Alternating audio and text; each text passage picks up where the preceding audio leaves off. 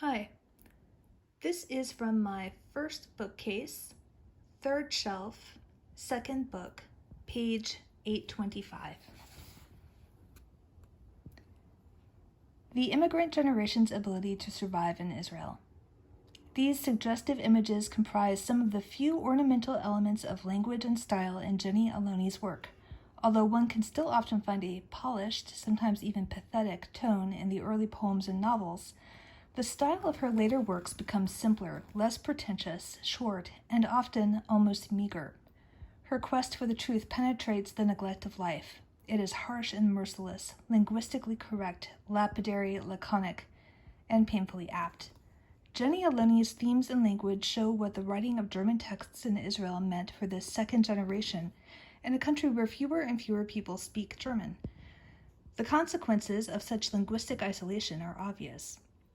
Language and style are often sound preserved from a distant epoch, whereas at the same time they are mixed with forms and grammatical constructions borrowed from Hebrew and English. This dilemma does not have to remain a drawback. It can become a virtue, or at least an idiosyncrasy. Jenny Aloni's language can also be seen as a result of this twin tension, the uncomfortable relationship both to her former native language and to her Hebrew and English environment. While I was writing this essay, Jenny Aloni died. So the circle of authors who wrote the second chapter of German language literature written in Israel diminishes again. Already in 1987, Margarita Pazzi wrote that the number of German-speaking writers in Israel had continually decreased since the foundation of the Association of German-Speaking Writers in 1975. And these authors will have no heirs, to quote Wilk. This means an end, the end of the German-Jewish symbiosis, which was cited quite often, but was doubted by many people and probably never existed. At any rate, the end of a cultural relationship which undoubtedly enriched the Jews and Germans. Does the appreciation of Jenny Aloni that climaxed with the publication of her works in the literary awards at the same time mark the end of our interest in this unique group of writers? Perhaps there will be a third chapter. Margarita Pazzi herself indicated that a few younger writers are again writing in German. Elazar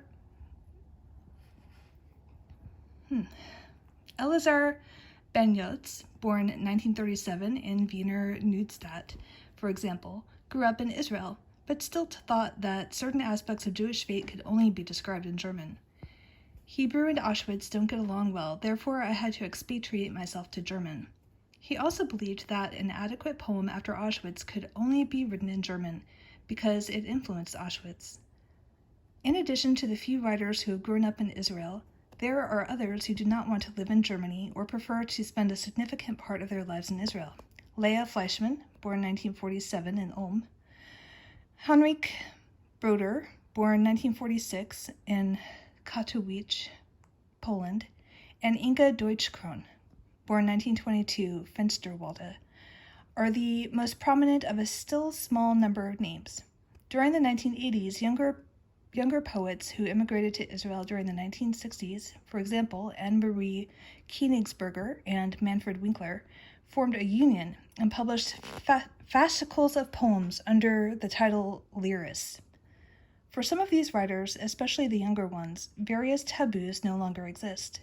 It is now deemed acceptable to write, for example, about Arab-Israeli relations, the debate on Jewish orthodoxy, and the role of the Shoah in establishing Jewish identity in Israel and the United States, considering the decline in religious observance.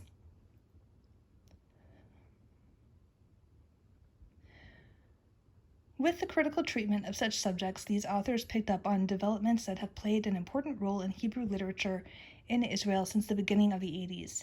In the same way, these authors returned, in terms of language and spelling, to the literature of the German-speaking areas.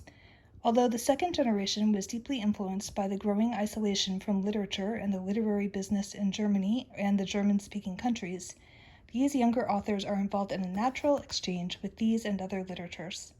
This development could be an important basis for starting a third chapter of literature written in the German language in Israel.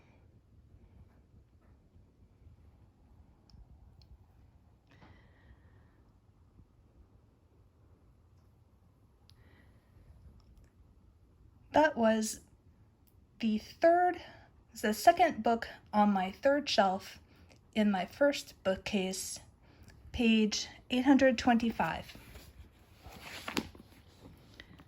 Otherwise known as the Yale Companion to Jewish Writing and Thought in German Culture, 1096 to 1996, edited by Sander L. Gilman and Jack Zipes.